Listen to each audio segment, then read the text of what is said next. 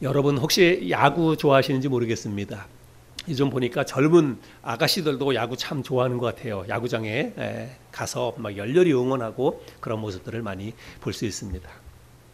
저는 뭐 야구보다 축구를 더 좋아합니다. 근데 뭐 야구도 남자니까 기본적으로 야구의 규칙 뭐 그런 거 정도는 압니다. 그리고 우리나라를 대표했던 유명한 야구 선수들 기억나는 선수들이 많이 있습니다. 선동열, 최동원, 그렇죠. 예전에 그리고 뭐 박찬호, 이승엽 뭐 이런 선수들 잊을 수 없는 우리나라 추신수 이런 선수들 있죠.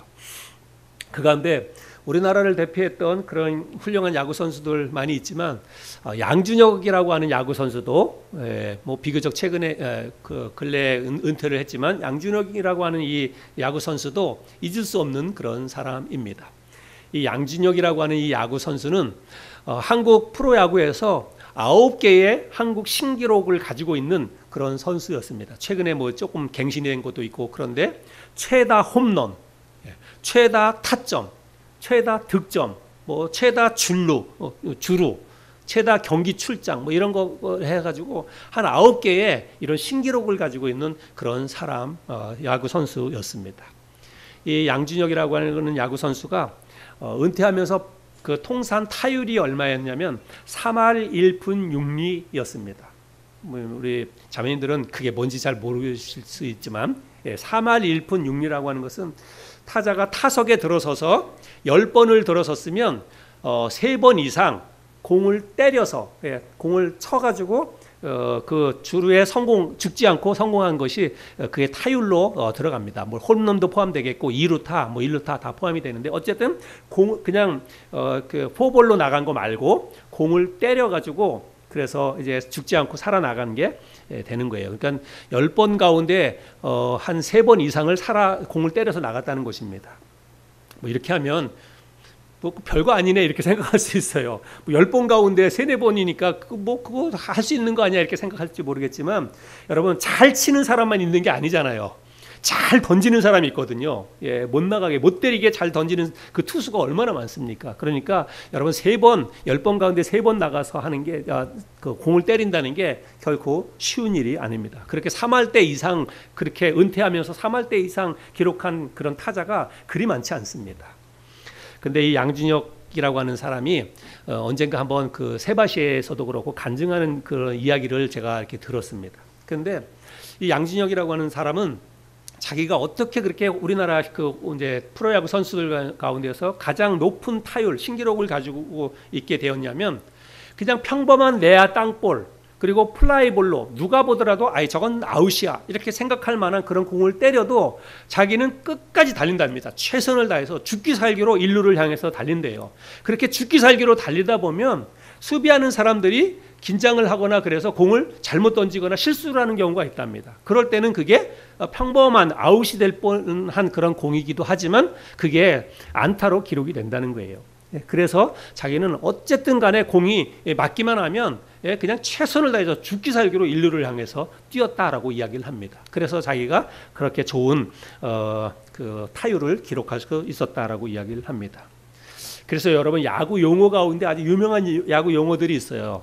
여러분 야구는 9회 말 투아웃부터 9회 말 투아웃부터 그리고 끝날 때까지 끝난 게 아니다. 이런 야구의 아주 유명한 야구의 그런 어록들이 있습니다. 그런데 사실은 지고 있는 상황에서 9회 말 투아웃이라고 그러면 여러분 이거는 뭐 거의 사실은 맥이 다 빠지는 거예요. 그것도 뭐 좀 큰 점수차로 몇 점 이상 큰 점수차로 그렇게 있으면 그냥 패색이 짙은 것입니다. 그러니까 마음이 낙담이 되기도 하고 좀 어렵겠다. 이젠 다 졌구나. 이런 생각이 충분히 들 수도 있습니다. 실제로 이제 그런 상황에서 9회 말 투아웃이면 한 명만 죽으면 경기 끝나는 거거든요. 근데 그런 상황에서 역전이 일어나거나 이런 것들은 사실은 뭐 극히 드뭅니다. 그런데 그렇게 다 끝난 것 같았던 경기가 극적으로 역전이 되는 경우가 종종 있습니다. 그래서 우리가 스포츠를 그래서 각본 없는 드라마다 이렇게 이야기하지요. 그야말로 드라마 같은 그런 일들이 일어나기도 하고 그렇습니다. 그런데 이런 일들은 뭐 야구나 이런 스포츠에만 있는 게 아니라는 거예요. 우리의 인생에도 저와 여러분의 삶에도 이렇게 각본 없는 드라마처럼 다 끝난 것 같은 그야말로 절망적인 그런 상황 속에서도 완전히 다시 새롭게 시작되는 것과 같은 은혜가 우리의 삶 가운데 일어날 수 있다는 것입니다. 그래서 다 끝난 것 같고, 그래서 실망이 되고 좌절이 되고 포기하고 싶어지고, 실제로는 다 포기하고 넋놓고 있을 때 기적적으로 일이 해결되는 그런 일들이, 놀라운 일들이 우리의 일상 속에서 아주 자주는 아니더라도 우리의 일상 속에서 얼마든지 일어날 수 있다라고 하는 것입니다. 오늘 우리가 함께 나누려고 하는 이 말씀은 우리가 너무나 잘 아는 그런 말씀입니다. 우리 주님께서 죽은 나사로를 다시 살려주시는 그런 이야기입니다. 근데 오늘 읽어보면 성경은 오늘 이 사건이 있기 전에 이미 우리 주님이 그 나사로의 집안을 알고 있었어요. 그래서 나사로도 알고 있었고, 또 그의 그 누이 동생들인 마리아와 마르다도 우리 주님이 이미 다 알고 있었다라고 하는 것입니다. 알고 있는 것 정도가 아니라 주님이 그 사람들을 다른 사람보다 특별한 애정을 가지고 사랑하고 있었다라고 하는 것을 말씀을 통해서 확인해 볼 수가 있습니다. 한번 5절 말씀 볼까요? 5절 우리 같이 한번 읽어보겠습니다.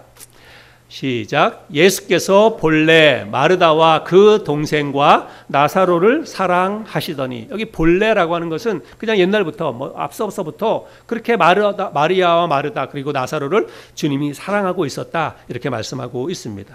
그리고 또 3절에 보면 이 나사로의 누이 동생들이 주님께 사람을 보내서 주님을 이제 초청하는, 급하게 부르는 그런 내용이 있는데, 여기도 말씀해 보면 이에 그 누이들이 예수께 사람을 보내어 이르되 주여 보시옵소서, 사랑하시는 자가 병들었나이다. 여기 사랑하시는 자가, 이 말은 그냥 관용적으로 쓰는 그런 표현이 아닙니다. 주님께서 사랑하시는 그 우리 오빠 그 나사로가 병들어 죽게 생겼습니다. 이렇게 얘기하는 거예요. 그래서 주님께서 평상시에 정말 애정을 가지고 사랑하고 있었던 이 마리아와 마르다 그리고 나사로, 이 집안에 지금 굉장히 어려운 일이 발생했다는 사실입니다. 나사로가 병들어서 죽게 된 것이지요. 그래서 마리아와 마르다가 급하게 주님께 사람을 보냅니다. 아마도 이 마리아와 마르다 중에 둘 중 안에 하나라도 누가 자신이 직접 가지 못했던 이유는 그만큼 상황이 지금 위중했기 때문에 본인들이 직접 가지 않고 다른 사람들을 보내야 했다라고 할 수 있습니다. 그래서 사람을 보내서 주님께서 정말 사랑하시는 우리의 오빠 나사로가 다 죽게 생겼습니다. 주님 정말 빨리 좀 오셔서 우리 오빠 좀 살려주세요. 제발 좀 도와주세요. 그렇게 사람을 보내서 이렇게 주님께 간청을 하는 거죠. 아마 이 집안의 어떤 자세한 상황을 알 수 없어도 마리아와 마르다에게 있어서의 이 오빠 나사로는 그냥 어렸을 때부터 함께 자랐던 친구와도 같고, 혹은 그의 이제 그 든든한 부모와도 같이 울타리막이 되어졌던 그런 오빠였을 것이다, 이런 생각을 해볼 수 있습니다. 그런데 여러분, 그런 오빠가 지금 병들어서 다 죽게 생겼다는 것입니다. 그러니까 이 마리아와 마르다의 마음이 얼마나 여러분 다급했겠습니까? 얼마나 마음이 절박했겠습니까? 그래서 주님께 전가를 보낸 거예요. 빨리 좀 오셔서 우리 오빠 좀 제발 좀 고쳐달라고, 살려달라고 그렇게 전가를 보낸 거지요. 그런데 우리 주님은 이제 이 전가를 받고 나서 주님께서 이렇게 대답하십니다. 4절 말씀인데요. 4절. 예수께서 들으시고 이르시되 이 병은 죽을 병이 아니라 하나님의 영광을 위함이요 하나님의 아들이 이로 말미암아 영광을 받게 하려 함이라 하시더라. 그 병은, 너희 오빠가 걸린 그 병은 죽을 병이 아니다. 그거는 하나님의 영광을 위한 것이고 하나님의 아들이 그 일로 말미암아서 영광을 받게 될 것이다, 이렇게 이야기합니다. 참 주님이 어떻게 보면 참 느긋하세요. 지금 상황이 굉장히 다급한 상황 아닙니까? 그런데 이렇게 사설이 길어요. 근데 이 정도 이렇게 다급하게 와가지고 이야기하면, 그것도 정말 주님이 평상시에 애정을 가지고 사랑했던 사람인데 다 죽게 생겼다고 그러면 그냥 그 얘기를 들으면 그래? 빨리 한번 좀 가보자. 큰일이다. 얼른 좀 가보자 하면서 빨리 가셔야 되는 게 그게 맞는 것 같은데, 주님은 그 병 괜찮아. 죽을 병이 아니야. 그거 하나님의 영광을 위한 거니까 괜찮아. 좀 기다려. 주님께서 그렇게 느긋하게 말씀을 하신다는 것입니다. 그리고 나서 주님께서 이 말씀을 하신 이 병은 죽을 병이 아니라 하나님의 영광을 위한 일이고, 그리고 하나님의 아들이 그 일로 인해서 영광을 받게 될 것이다. 주님이 그런 말씀을 하셨는데 이 말씀의 의미가 무엇인지 또 주님이 왜 이런 말씀을 하셨는지 우리가 그 의미를 되새겨봐야 되는데요. 그 말은 주님께서 왜 이런 말씀을 하셨는지 또 그 말씀의 의미가 무엇인지는 우리가 조금 후에 가면 자연스럽게 그 의미를 알 수가 있습니다. 아무튼 우리 그 주님께서는 곧바로 달려가지 않았습니다. 다급한 그 전가를 받고도 곧바로 달려가지 않아요. 그리고 심지어는 그곳에서 이야기를 듣고 이틀씩이나 더 그곳에 머물러 계셨다라고 하는 것입니다. 6절 말씀을 보면 그렇죠. 나사로가 병들었다함을 들으시고 그 계시던 곳에 이틀을 더 유하시고. 여러분 이런 상황은 지금 평상시에 우리 주님다운 그런 모습이 아닙니다. 주님이 정말 사람이 죽어가고 있고 정말 다급한 상황이라고 그러면 주님이 만사 제쳐놓고 가서 그 사람을 고쳐주는 그런 주님이셨어요. 지금까지 그 모습을 보면 평상시의 모습과는 다른 모습으로 우리가 주님을 볼 수가 있습니다. 근데 기다리던 사람들의 입장에서 보면 마리아와 마르다의 입장에서 보면 여러분이 얼마나 애간장이 타겠습니까? 그렇죠? 정말로 얼마나 다급한 그런 상황인데 주님께서 오시지도 않고 그냥 그렇게 하나님의 영광을 위한 것이니까 걱정하지 말아라 이렇게만 말씀하시고 이틀씩이나 기다려도 안 오니까 여러분 얼마나 애간장이 타고 얼마나 마음이 녹아내렸겠습니까? 어쨌든 이틀이 다 지나서 이제 주님이 제자들에게 베다니로 가자 이렇게 말씀하시면서 나사로의 집에 가자라고 얘기하시고 그 집을 향해서 가십니다. 그래서 근데 주님이 그 나사로의 집에 도착했을 때 베다니에 도착했을 때에는 이미 나사로가 이미 죽어버렸습니다. 이미 나사로가 죽은 지 나흘이나 지났다고 성경은 기록하고 있습니다. 그러니까 우리가 미루어 짐작해 볼 때 그 나사로가 병들어 죽게 되었다고 마리아와 마르다가 주님께 전가를 보냈을 때 전가를 보내고 나서 아마도 곧바로 그의 오빠는 이미 죽었을 것입니다. 그래서 뒤늦게 우리 이틀이나 지나서 죽은 지 나흘이나 지나서 우리 주님께서 이곳에 도착하셨습니다. 그 집에 도착했어요. 근데 마르다가 그 도착한 주님을 보고 뭐라고 말씀하시냐면 21절에 보면 이렇게 말씀하십니다. 21절에 마르다가 예수께 여짜오되 주께서 여기 계셨더라면 내 오라버니가 죽지 아니하였겠나이다. 이 말씀은 뭐 서운하거나 주님을 향해서 뭐 원망을 하거나 사실은 그런 뉘앙스로도 비춰질 수 있지만 사실 그런 내용은 아니에요.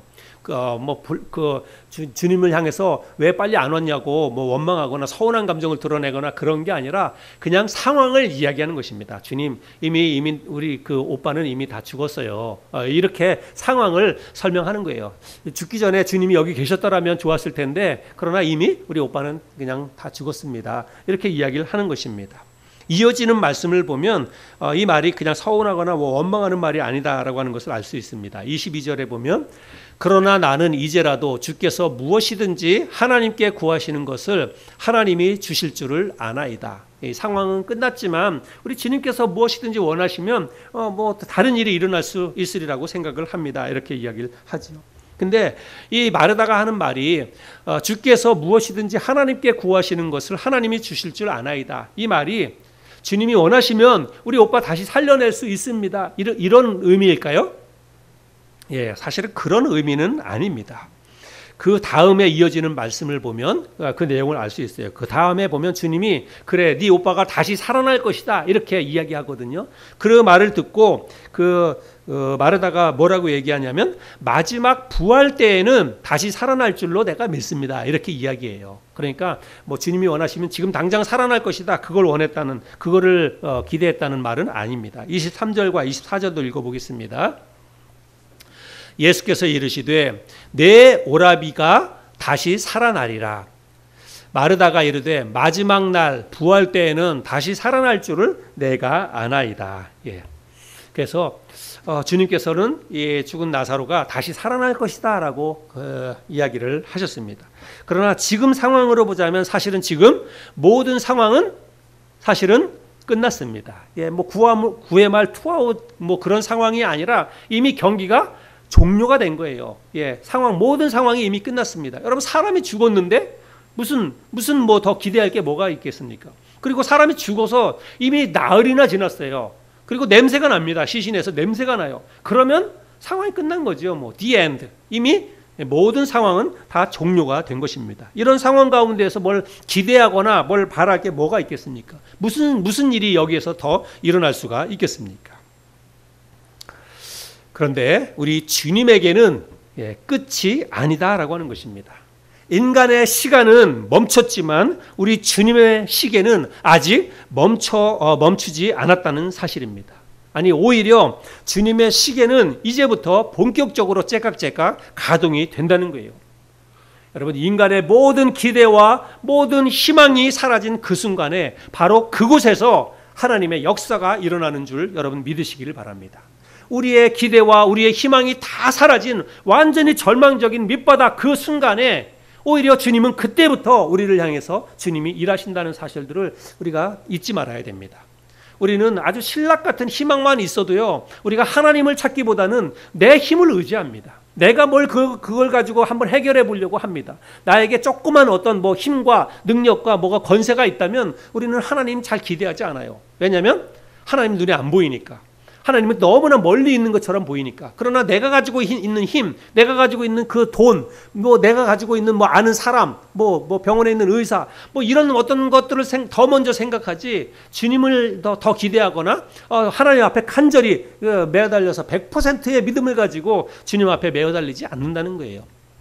그런데 우리의 모든 희망과 모든 기대가 다 사라져서 이제는 완전히 밑바닥, 이제는 정말 내가 할 수 있는 일은 없습니다. 경기가 끝났습니다.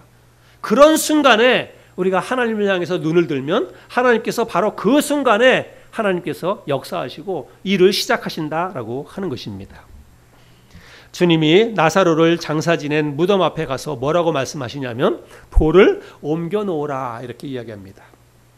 여러분, 우리가 아는 것처럼 유대인의 이 장례 문화는 우리랑은 약간 다릅니다. 뭐 거기에도 화장이 있고 우리나라도 화장도 있고 그런데 우리는 땅을 파서 매장을 할 때는 땅을 파서 거기에다가 이제 시신을 묻지요. 근데 유대는 땅을 파서 묻는 것보다는 동굴이라든지 이렇게 굴을 팝니다. 바위 틈이라든지 이렇게 굴을 파서 거기 안에다 시신을 안치하고 그리고 입구를 막는 돌 같은 걸로 입구를 막는 그런 장례 문화입니다. 그러니까 여러분, 여기서 지금 돌을 옮겨 놓으라라고 하는 이 말은 우리식의 이런 장례 문화로 보자면 어떻게 하라는 거예요? 땅을 파가지고 무덤을 파헤쳐가지고 관뚜껑을 열으라 이런 말입니다. 여러분, 여러분의 어떤 부모님이나 여러분의 가족 중에 다 그렇게 장례를 다 치렀어요. 나흘이 지나가지고 장례를 치러가지고 산소 봉우리를 다 만들어놨는데 주님이 오셔가지고 무덤을 파헤쳐가지고 관뚜껑 열어놔라, 내가 살려줄게, 그렇게 얘기하면 여러분 그 말이 고지 들리겠습니까? 그 말을 따라서 여러분 무덤을 다 파헤치는 그런 일을 할 수가 있겠어요? 여러분, 이게 정말 쉬운 일이 아닙니다. 돌을 옮겨 놓으라, 이 말이 바로 그런 의미라고 하는 것입니다. 그래서 마르다가 뭐라고 얘기합니까? 주님이 돌을 옮겨 놓으라 그러니까 주님, 죽은 지 이미 나흘이나 지나서 시신에서 냄새가 납니다. 주님, 이제 끝났어요. 이제 우리 내려갑시다. 돌아갑시다. 마르다가 주님께 그렇게 이야기합니다. 그러니까 주님이 마르다의 그 말을 듣고 뭐라고 얘기합니까? 네가 믿으면 하나님의 영광을 보리라 이렇게 이야기합니다. 네가 믿으면 하나님의 영광을 보리라 이렇게 이야기해요. 정말 내가 하는 말을 믿으면 하나님이 어떻게 일을 하실지 네가 그 하나님이 하시는 일을 보게 될 것이다 이렇게 주님이 말씀을 하십니다. 그리고 나서 우리 주님께서 하늘을 우러러서 하나님 앞에 기도하시고 나서 그리고 그 무덤 안에 있는 죽은 나사로를 향해서 주님이 외칩니다. 큰 소리로 나사로야 나오라 이렇게 큰 소리로 외칩니다. 여러분, 그 순간 어떤 일이 벌어지나요? 43절과 44절이죠. 우리 같이 읽겠습니다. 시작. 이 말씀을 하시고 큰 소리로 나사로야 나오라 부르시니 죽은 자가 수족을 배로 동인채로 나오는데 그 얼굴은 수건에 쌓였더라. 예수께서 이르시되 풀어놓아 다니게 하라 하시니라. 여러분, 아멘이죠? 주님이 처음에 나사로가 병들어 죽게 되었다라고 하는 이 전가를 받았을 때 주님께서 그 전가를 받고 나서 하셨던 말씀이 무엇이라고요? 이 병은 죽을 병이 아니라 하나님의 영광을 위함이라. 하나님의 아들이 이 일로 말미암아서 영광을 받게 하려 함이라 이렇게 말씀하셨어요. 여러분 주님께서 그 말씀을 하셨던 그 이유가 무엇인지 우리가 알 수 있죠? 바로 이 일 때문에 그렇습니다. 주님께서는 이미 그 전가를 받을 때 이미 나사로가 죽었다든지 아니면 죽을 것이라든지 주님이 이미 다 알고 있었어요. 그러나 그 일을 통해서 주님은 하나님의 영광을 드러내기로 마음에 결심을 하셨습니다. 내가 가서 다시 살려줄 것이다. 그래서 모든 사람들로 하여금 하나님 앞에 영광을 돌리게 할 것이다. 주님은 그런 마음을 가지고 있었다는 사실입니다. 오늘 이 말씀이 저와 여러분에게 어떤 교훈을 주는지, 이 말씀을 통해서 하나님께서 오늘 우리에게 무슨 말씀을 하시려고 하는지 오늘 우리가 함께 좀 생각해 보았으면 좋겠습니다. 모든 것이 끝난 것 같은 절망적인 상황 속에서도 우리 주님이 일을 하시면, 우리 주님이 역사하시면 여러분 모든 게 완전히 다시 새로워질 수 있다는 사실입니다. 여러분 저와 여러분들이 이 사실을 오늘 이 말씀을 통해서 다시 한번 우리가 마음속에 확신할 수 있었으면 좋겠습니다. 여러분 우리는 살면서 많은 좌절과 아픔을 경험합니다. 내 뜻대로 일이 되는 것보다 내 뜻대로 일이 안 되는 게 더 많아요. 여러분 그래요 안 그래요? 여러분은 원하는 대로 뜻대로 모든 일들이 다 잘 되세요? 저는 안 그런 게 더 많아요. 저에게는 내가 원하는 대로 일이 되는 것보다 안 되는 일이 더 많아요. 아마 여러분에게도 그러리라고 생각이 됩니다. 그런데 우리가 여러분 그게 너무 이상하다. 왜 우리 집안에는 왜 나한테는 왜 이렇게 일이 꼬이고 안 되는 게 많아? 여러분 이렇게 생각할 수 있는데 여러분 그게 당연한 거예요. 내 뜻대로 일이 되는 것보다 내 뜻대로 안 되는 게 더 많은 게 여러분 당연한 거예요. 왜 그게 당연하냐면 여러분 이 세상을 내가 만들었습니까? 이 세상을 누가 만들었어요?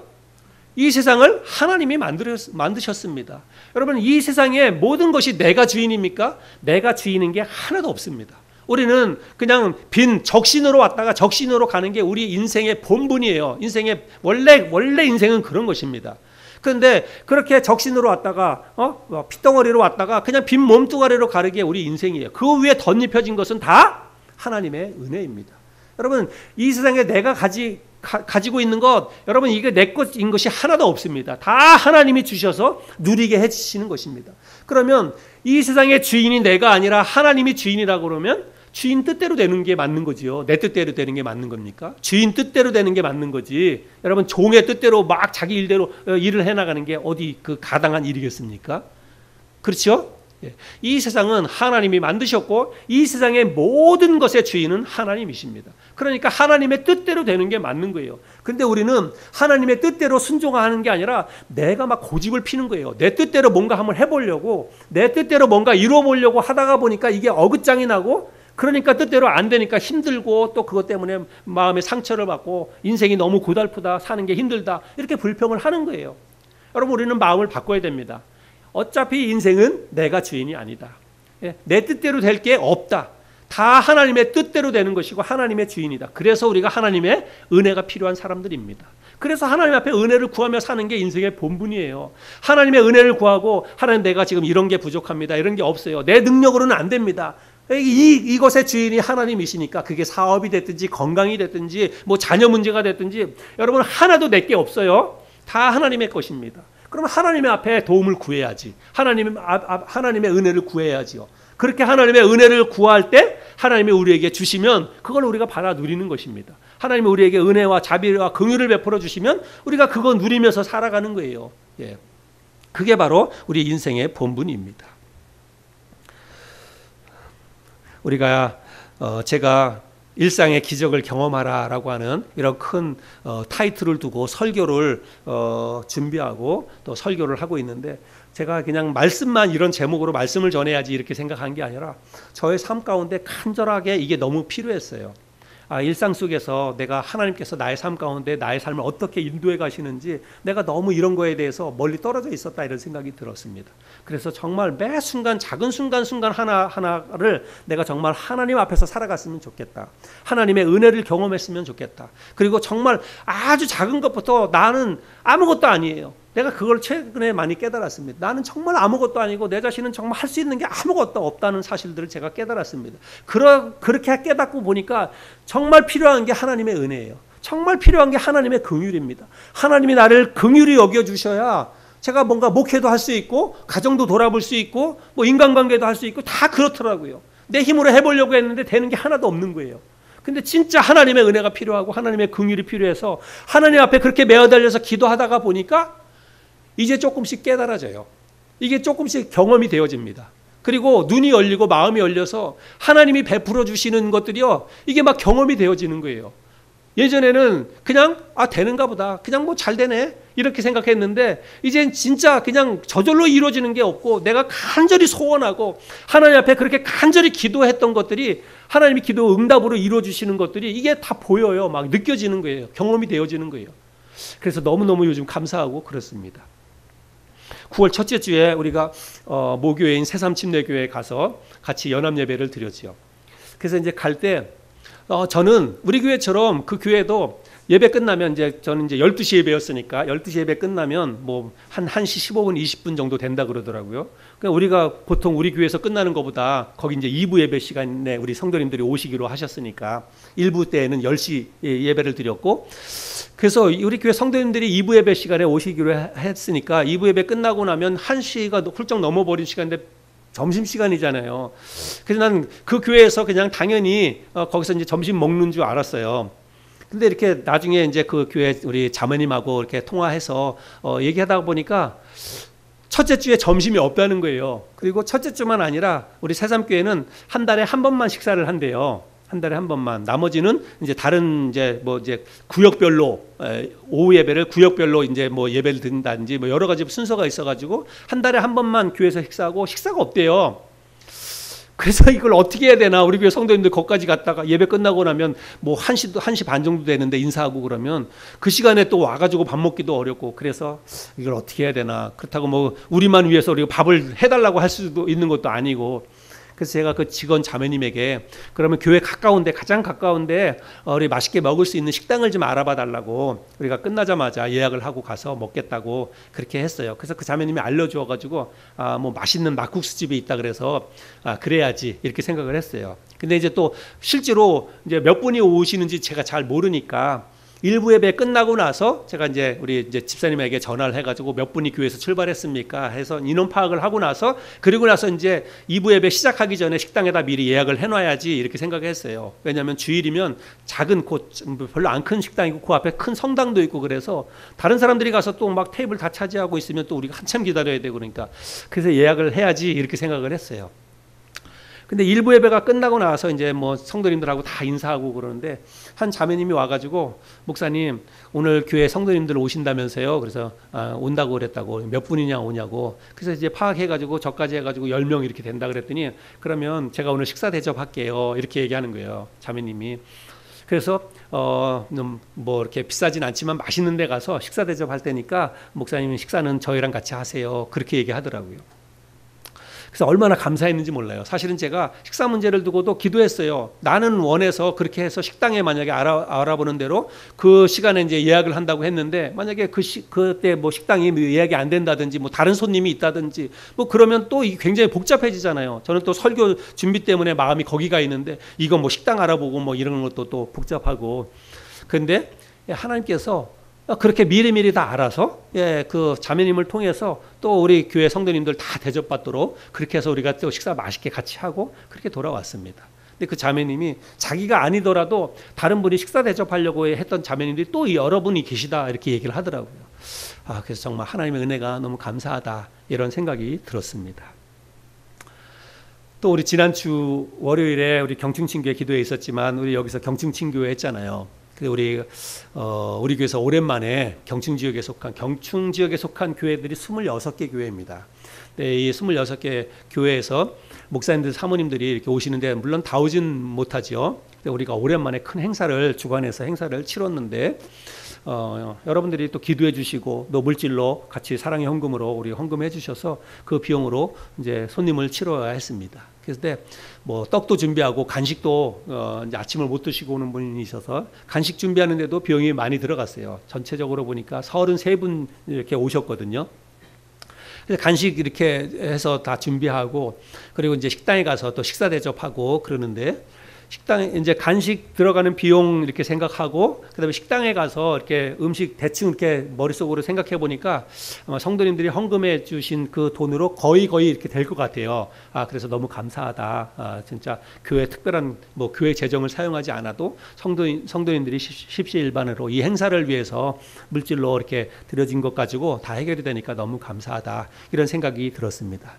그래서 식사를 이제 대충 다 마치고 나서 앉아서 한참 동안 교제했는데 제가 이제 계산을 하려고 그 앞으로 계산대 앞으로 갔어요. 그래서 이제 사장님에게 이제 계산해 주세요 하고 했더니 어떤 목사님이 이미 계산을 하셨다는 거예요. 다른 목사님이 계산을 하셨대요. 근데 사실은 이런 경우는 거의 없어요. 다른 교회에서도 이런 경우는 거의 없거든요. 왜냐하면 우리가 돌아가면서 이제 이런 행사들을 하기 때문에 뭐 우리 교회에서도 이제 식사 대접하는 게 당연하고 다른 교회에서도 다 순서에 따라서 돌아가면서 하는 게 당연해요. 근데 제가 계산하려고 갔더니 어떤 목사님이 이미 계산을 하셨다는 거예요. 너무 깜짝 놀랐어요. 한 번도 이런 경험이 없기 때문에. 그래서 어떤 목사님이 계산을 하셨냐, 이럴 수는 없는데 어떤 분이 하셨냐 그랬더니 안 가르쳐 주는 거예요, 사장님이. 절대 가르쳐 주지 말라고 그랬다는 것입니다. 근데 제가 이걸 알아야지요. 제가 알아야 감사도 할 수 있고 보답도 할 수 있고 그러니까. 근데 진짜로 안 가르쳐 주는 거예요. 근데 나중에 사장님이 이분이 카드를 맡겨놓았다는 거예요. 이제 뭐 정확하게 또 추가할 수도 있고 그러니까 나중에 계산할 때 카드 받아가는 분이 그분이에요. 그러는 거예요. 그래서 제가 그냥 요령껏 거기 바깥에 서서 막 인사하고 그러면서 누가 앞에 가서 카드를 받나 이렇게 봤어요. 근데 딱 했는데 놀랍게도 은퇴하신 목사님이 그 카드를 맡겨 놓으셨어요. 근데 이 은퇴하신 목사님이 뭐 큰 교회를 하다가 은퇴하신 그런 분이 아닙니다. 분당에 있는 뭐 우리 교회랑 뭐 거의 비슷한 그런 교회 목사님이신데 이 목사님이 은퇴를 하시고 이제 후임 목사님한테 다 물려주셨어요. 그리고 최근에 일본에 이제 우리 같은 성사침례교회 가운데에서 담임 목사가 없어서 조금 힘든 그런 교회가 생겼는데 이분이 거의 자비량으로 한 달 동안 그 일본에 가서 혼자 숙식을 혼자 해결하면서 그 교회에 주일마다 설교하고 성도님들 상처받은 성도님들 위로하고 상담하고 그러면서 한 달을 보냈어요. 근데 제가 이제 그 목사님에게 땡큐 하면서 카톡을 주고받았는데 이 목사님이 그냥 이제 어떻게 해서 우리 교회를 섬기게 됐는지 그 말씀을 하시는 거예요, 카톡으로. 근데 이 목사님이 그런 사역을 다 마치고 이제 돌아오기 전에 그 교회에 암으로 고생하고 있는 그 암 환자가 있었답니다. 그런데 그 환자를 두고 계속해서 기도 많이 하고 함께 또 말씀도 나누고 그랬는데 어느 날 공항에서 이분이 너무 자기를 위해서 기도해 주신 게 감사하다고 그러면서 이 목사님에게 봉투를 주셨대요. 근데 그 봉투를 받아가지고 그 금액만큼 사실은 식사 비용이 딱 그만큼이 나왔다고 저한테 얘기를 하더라고요. 그거를 저희 교회에다가 마음에 부담이 있어서 우리 교회를 섬기고 싶은 마음이 부담이 있어. 내가 뭐 힘들다 우리 교회 뭐 재정이 힘들다 한 번도 그런 내색 다른 분들한테는 제가 그런 얘기 안 하죠. 그런 얘기 안 했는데 이 목사님이 그렇게 우리 교회의 필요를 보시고 그렇게 물질로 하셨습니다. 여러분 제가 왜 이런 얘기를 하냐면 하나님은요 우리의 일상 속에서 우리는 잘 깨닫지 못해도 하나님은 끊임없이 일을 하고 계신다는 사실입니다. 저와 여러분의 삶에서 우리의 교회의 삶 가운데 하나님은 끊임없이 하나님의 일을 지금도 하고 계신다는 사실이에요. 근데 우리가 영적으로 이런 것들을 정말 우리가 민감하게 깨워서 하나님 앞에 기도하고 또 하나님 앞에 우리 일상을 가지고 하나님 앞에 기대하면서 우리가 이렇게 살아가지 않으면 그냥 그랬나 보다. 그냥 감사하네. 목사님께서 우리 교회를 도와주셨네. 우리가 그냥 그렇게만 생각하고 넘어갈 수 있다는 것입니다. 그런데 우리가 이거를 정말 하나님의 뜻을 바라보면서 또 필요를 두고 기도하면서 아주 작은 부분 하나라도 우리가 그렇게 깨어서 하나님 앞에 기도하면 하나님이 행하시는 일들이 보여요. 하나님이 하셨구나. 하나님이 그분을 통해서 우리 교회에 역사하셨구나. 이런 것들이 깨달아지고 그래서 더 감사하게 되고 그렇다는 것입니다. 저와 여러분들이 하나님이 하시는 일을 볼 수 있는 영적인 눈이 열릴 수 있기를 바랍니다. 하나님이 하시는 일이 깨달아져 가지고 더 감사하고 그래서 더 하나님 앞에 간절히 우리가 믿음으로 나아가는 저와 여러분의 삶이 될 수 있기를 바랍니다. 하나님은 작고 사소한 이런 일상의 기적뿐만이 아니라 오늘 우리가 함께 말씀에서 살펴본 것과 같이 완전히 다 끝난 것 같은 그런 절망적인 상황 속에서도 우리 주님이 은혜를 베푸시고 역사하시면 여러분 모든 것이 다 새로워질 수 있다라고 하는 것입니다. 여러분 성경 속에 기록된 이 이야기는 소설이 아닙니다. 사람들이 꾸며낸 신화가 아니에요. 2000년 전에 예루살렘에서 한 5리쯤 떨어져 있는 그 베단이라고 하는 곳에 마리아와 마르다 그리고 나사로 이 집안에 하나님께서 실제로 우리 주님께서 실제로 가셔서 하셨던 일을 기록한 내용입니다. 그런데 여러분 이게 그냥 성경 속의 이야기만이 아니라 오늘을 살고 있는 저와 여러분에게도 이와 동일한 일이 일어날 수 있다는 사실이에요. 왜 오늘날 동일한 일이 일어날 수 있냐면 그때 이 일을 행하셨던 주님이 돌아가신 게 아니라 그 주님이 여전히 지금도 살아계셔서 우리와 함께하고 계시기 때문에 우리에게도 이러한 일이 동일하게 일어날 수 있다는 사실입니다.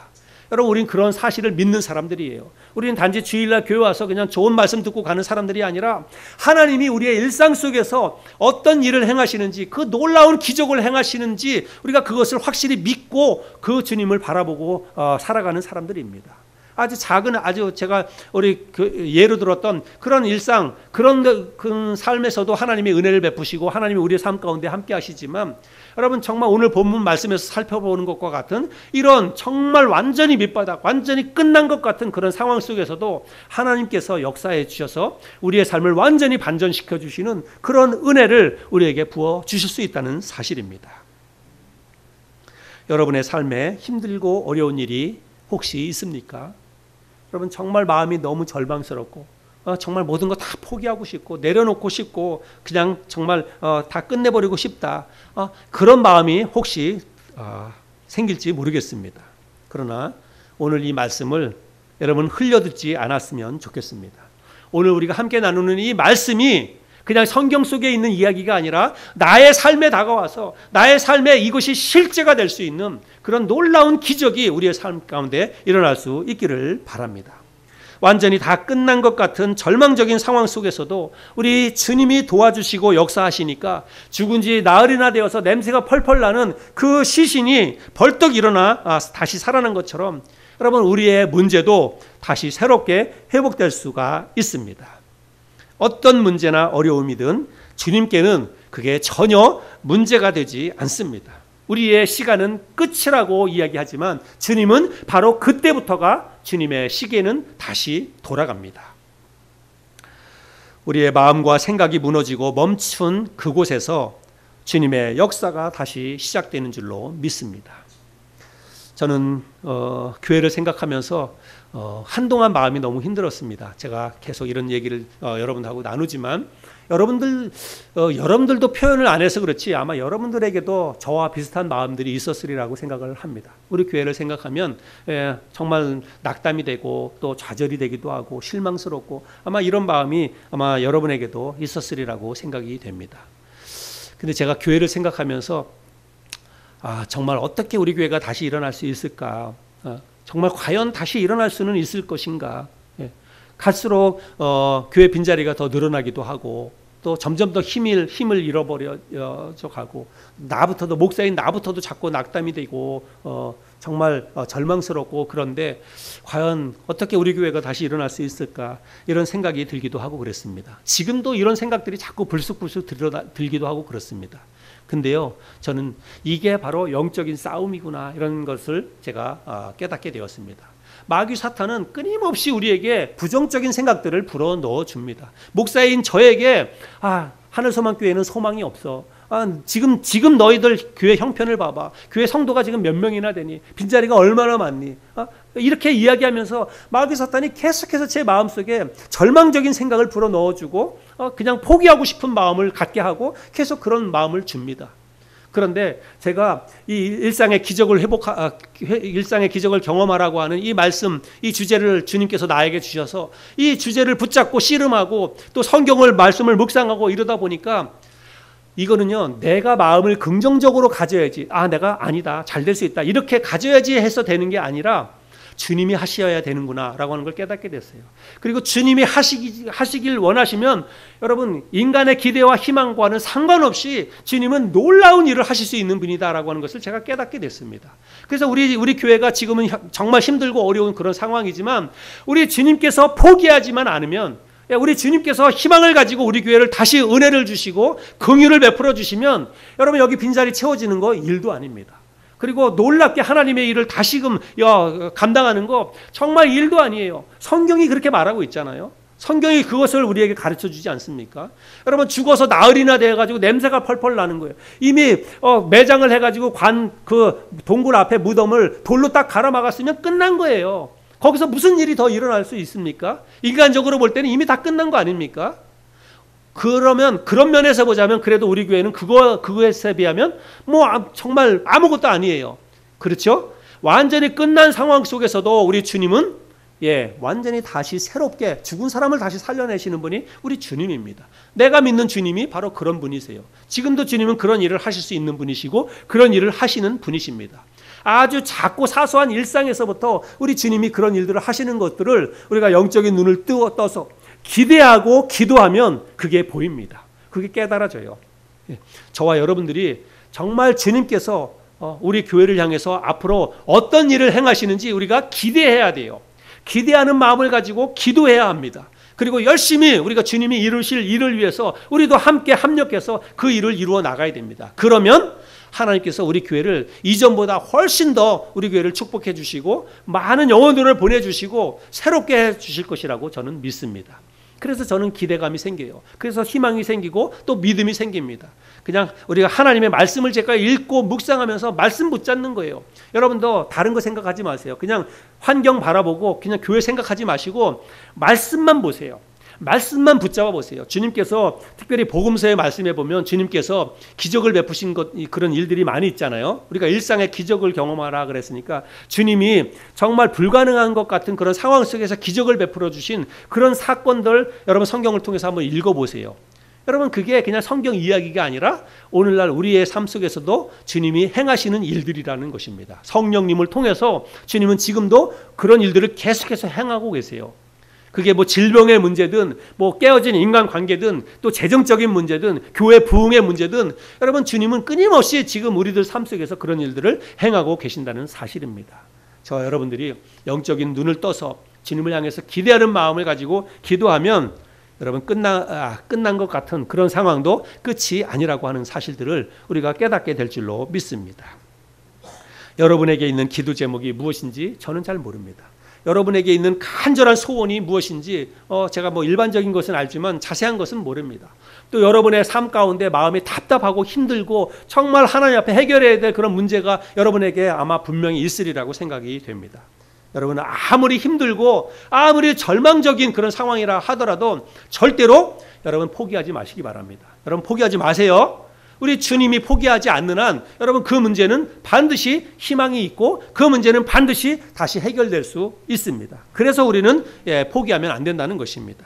우리에게는 이미 끝난 일일지 몰라도 주님에게는 끝나도 끝난 게 아닙니다. 야구에서는 끝날 때까지 끝난 게 아니다. 여러분 사실 그 말은 말 자체가 틀린 말이 아니에요. 끝날 때까지 아직 안 끝났으니까 끝난 게 아닌 게 그게 맞는 거예요. 그러나 여러분 끝날 때까지 끝난 게 아니다. 그것보다 더 엄청난 것은 끝나도 끝난 게 아니라고 하는 것입니다. 이미 우리의 생각으로는 다 끝났어요. 이미 우리의 상황으로 볼 때는 이미 끝났습니다. 그러나 주님에게는 끝난 게 아니라고 하는 것입니다. 주님은 바로 오히려 그때부터 주님이 일하시기 시작하신다는 사실입니다. 오늘 이 말씀 잘 기억하시고 끝나도 끝난 게 아니다. 우리가 마음속에 잘 새길 수 있길 바랍니다. 정말 힘들고 어려운 상황 속에서도 주님이 하시길 원하시면 그때부터 완전히 새로운 역사가 일어난다는 사실들을 기억하고 그런 회복의 은혜, 우리의 가정이 살아나고 우리 교회가 살아나고 나의 삶, 나의 건강, 나의 사업 이 모든 것들이 다시 살아나는 그런 놀라운 기적을 경험하고 살아가는 저와 여러분의 삶이 될 수 있기를 바랍니다.